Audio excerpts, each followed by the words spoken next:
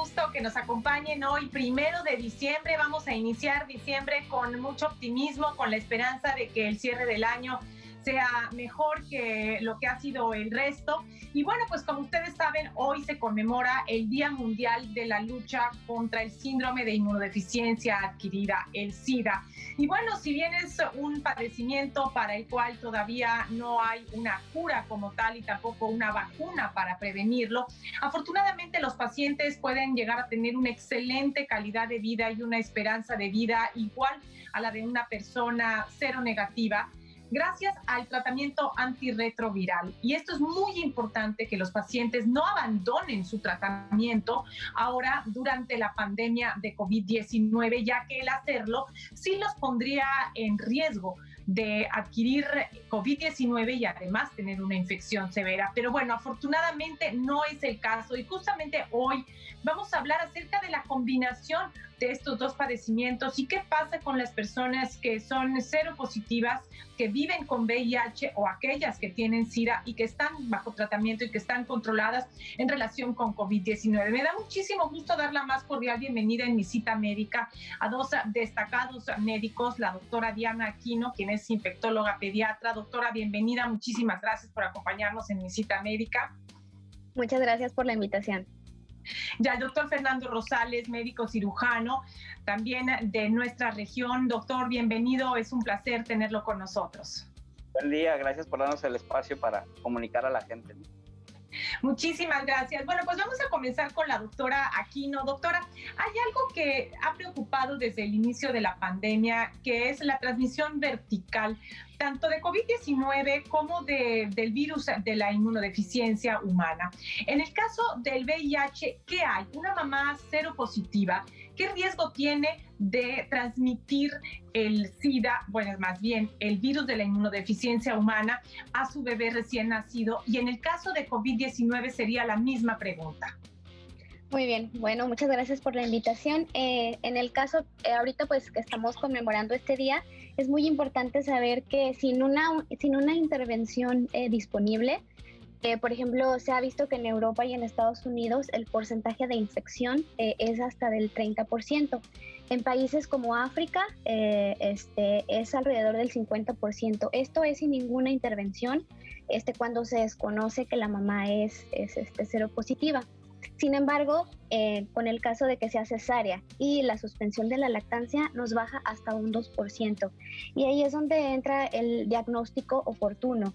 Detectar los síntomas en la mamá, siempre realizar pruebas positivas durante el control prenatal, y si no se toma ahí, sería casi cuando va llegando al hospital. Tenemos que tener al menos 2 pruebas negativas de VIH. Si se logra detectar que la paciente es positiva, el siguiente paso es ver si tiene carga viral, si llevó buen control de sus antirretrovirales, o si es recién diagnosticada, aquí el siguiente paso es dar profilaxis a la mamá. En el caso, y todo esto en conjunto nos disminuye menos del 1% de probable transmisión a la mamá, al bebé, perdón. En el caso del COVID, en la transmisión vertical hasta el momento no ha habido como algún estudio de peso. Sin embargo, la experiencia en muchos de los hospitales es que efectivamente sí puede llegar a haber transmisión. Y un poquito más, o donde se ha visto más, es durante el periodo neonatal temprano. Ahí también se ha visto que es muy importante, se tiene que suspender la lactancia en lo que se hacen los estudios a la madre, y sobre todo el aislamiento. Se ha visto que el pronóstico y la evolución es buena en estos pacientes recién nacidos. Doctora, muchísimas gracias. Vamos a hacer una pausa y regresamos con más en mi cita médica.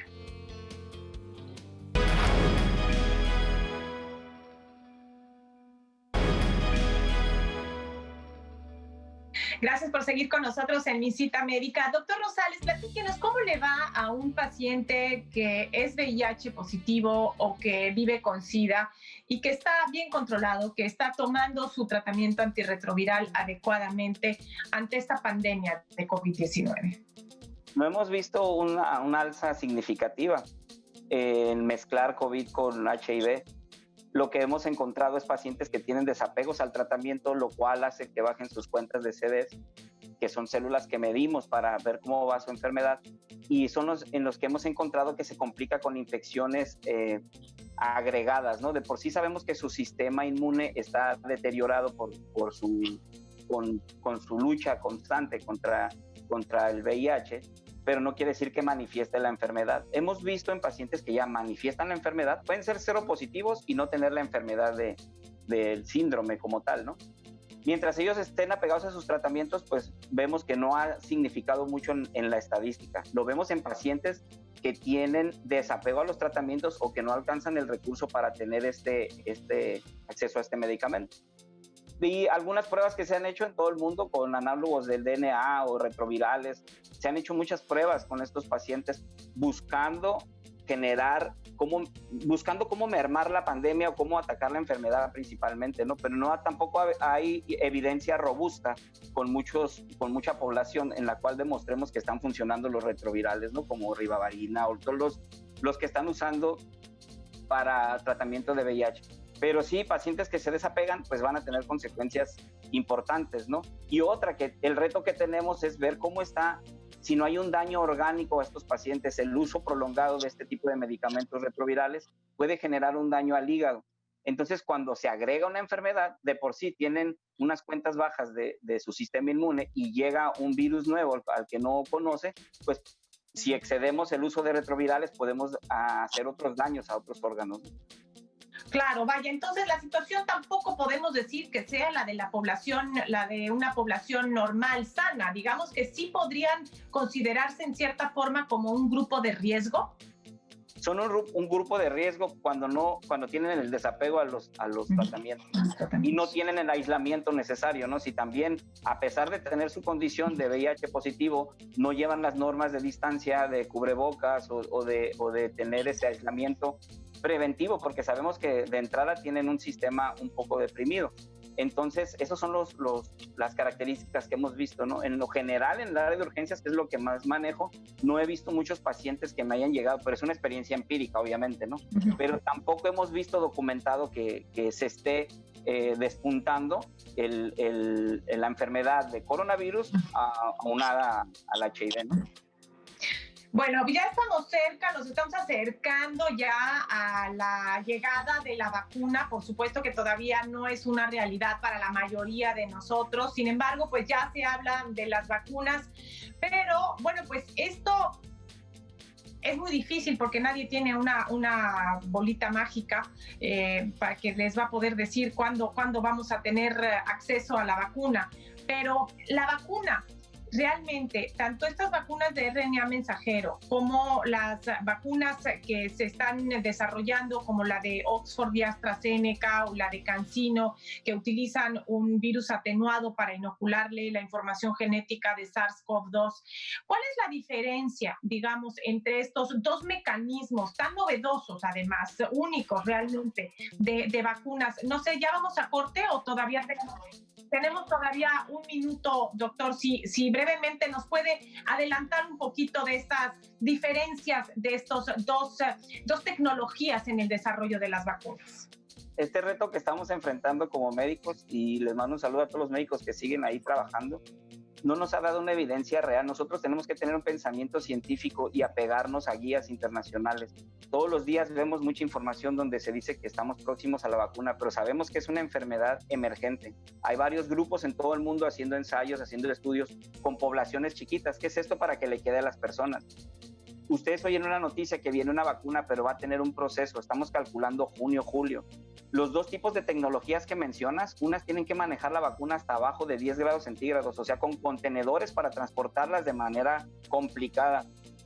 Y otra ha estado inestable, ¿no? Pero seguiremos esperando, ¿no? No hay noticias de vacuna, hay que cuidarnos. Hay que cuidarnos, hay que seguirnos cuidando en lo que llegan a nosotros estas vacunas, y más adelante hablaremos acerca del temor de algunas personas de aplicárselas si es que tienen la oportunidad. Vamos a un corte, continuamos.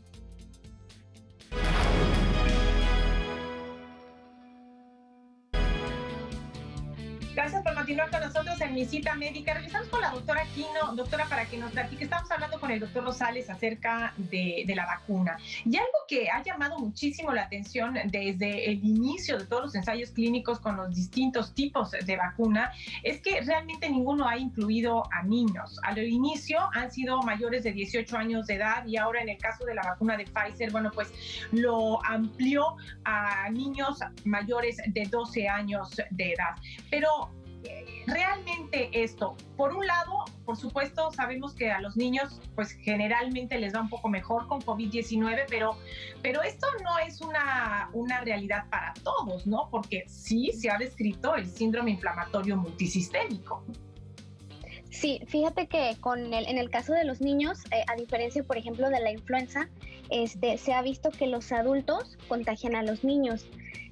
Y el hecho de que les vaya mejor solo se basa en teorías o en hipótesis. No tenemos realmente una causa. Una, por ejemplo, de las causas es que, por ejemplo, el papá que va a trabajar, que va a proveer, contagia a la mamá contagia al niño. Entonces, digamos que la carga viral es menor cuando ya llega la infección en el niño.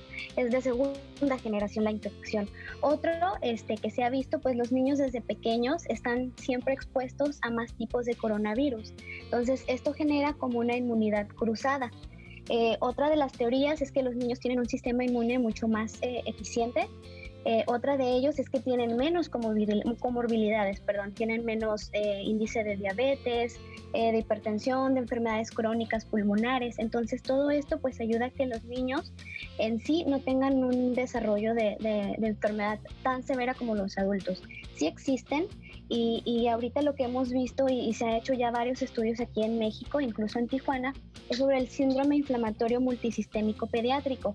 Esta es una respuesta inflamatoria del cuerpo que se da posterior a 2 semanas de la infección. Entonces digamos que no es, primer punto, no es en el periodo agudo, es posterior de 2 a 4 semanas. Entonces lo más probable que estos niños prácticamente solo cuentan con el antecedente de que estuvieron infectados o papá y mamá infectados, solo el antecedente de exposición. Probablemente la PCR salga negativa. Sin embargo, es más probable que estos niños tengan unos anticuerpos positivos. ¿Cómo se caracteriza? Y esto es muy importante porque el pronóstico suele ser sombrío si no se trata de manera temprana. Los pacientes después de 2 semanas comienzan con fiebre, sin algún otro dato evidente. No tienen infección en los oídos, no tienen infección en la garganta, es infección alta.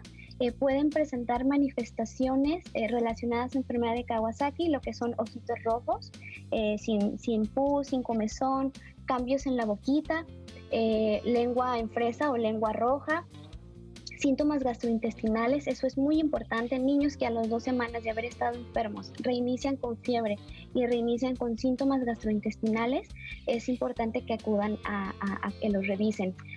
Parte del diagnóstico también es que al tomar laboratorios vemos...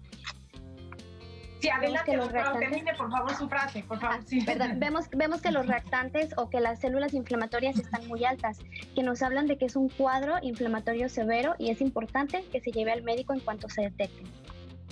Esto es bien relevante lo que menciona la doctora Aquino. Hay que estar pendientes como papás. Si a nuestro hijo le dio COVID-19 y a las 2 semanas comienza con estos síntomas, hay que llamar al médico de inmediato porque podría tratarse de este síndrome inflamatorio multisistémico pediátrico. Vamos a una pausa, continuamos.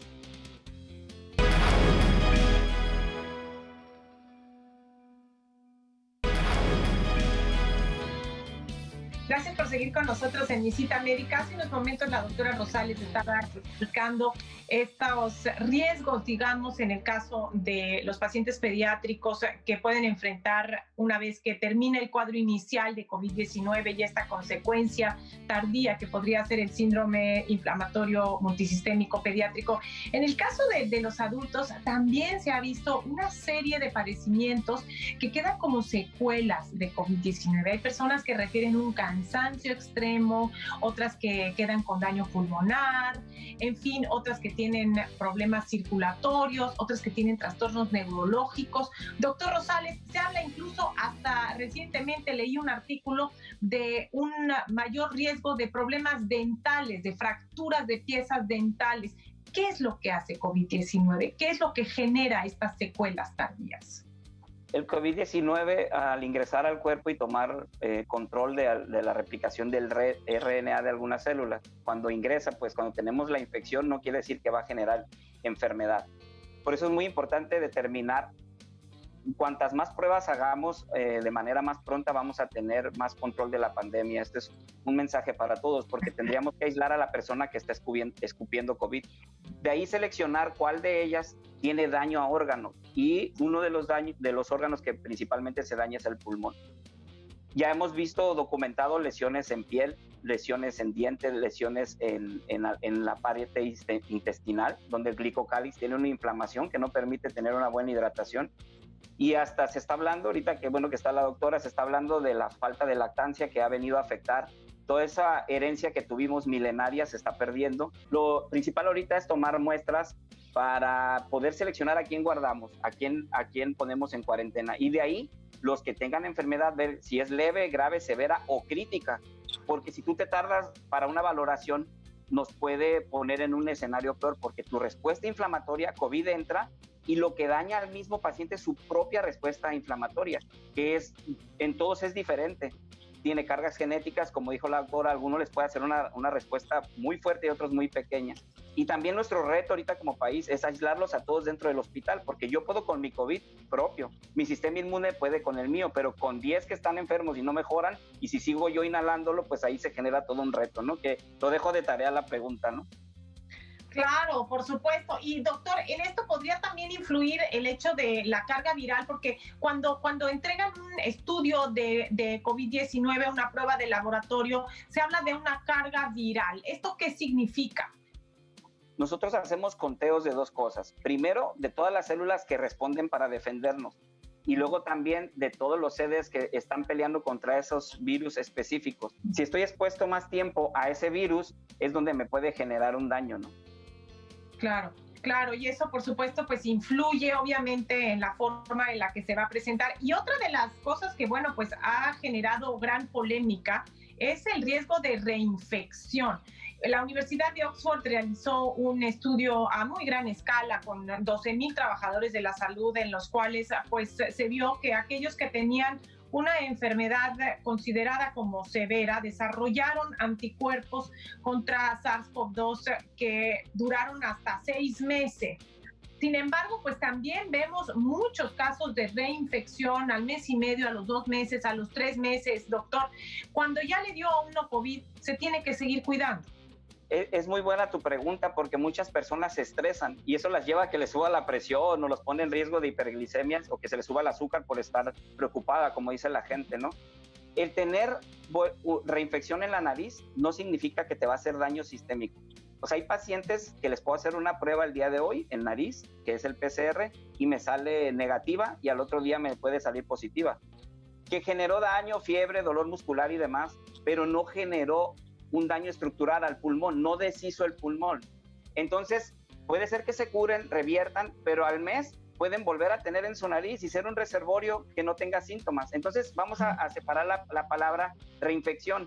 Reinfectarme es que vuelvo a tener en mi nariz, pero no significa que me voy a volver a enfermar. Probablemente ya tengo la inmunidad para que me defienda contra ese virus y tengamos mayor probabilidad. Por eso es importante la PCR, porque tenemos que seleccionar quién sí, quién no. Hay personas que en su trabajo dos PCRs para poder reingresar a su empleo. Hay otros que se la hacen por gusto porque no quieren entrarle en la nariz, pero nunca han presentado ningún síntoma. El reto ahorita... Pero quien lo tiene en la nariz, perdón que lo interrumpa, doctor, ¿lo puede transmitir a otros? Claro, va escupiendo COVID, como lo dijera coloquialmente. Entonces son a las personas que tenemos que identificar realmente para disminuir esta pandemia y cambiar los semáforos sociales o económicos que inventaron, que no tiene que ver con lo biológico, pero si más detectamos quién anda escupiendo COVID, a esa persona la aislamos y tenemos mayor oportunidad de disminuir la enfermedad en toda la gente. Claro. Doctor Rosales, doctor Aquino, muchísimas gracias por habernos acompañado, por habernos aclarado todas estas dudas. El mensaje es que nos tenemos que seguir cuidando. Uso del cubrebocas, sana distancia, mantenernos en casa el mayor tiempo posible, salir exclusivamente para lo indispensable, lo que implica el trabajo, el supermercado, etcétera, y tratar de evitar los lugares cerrados y concurridos. Gracias a usted por el favor de su atención y al equipo de Televisa California allá en el estudio. Gracias, hasta la próxima. Hasta la próxima.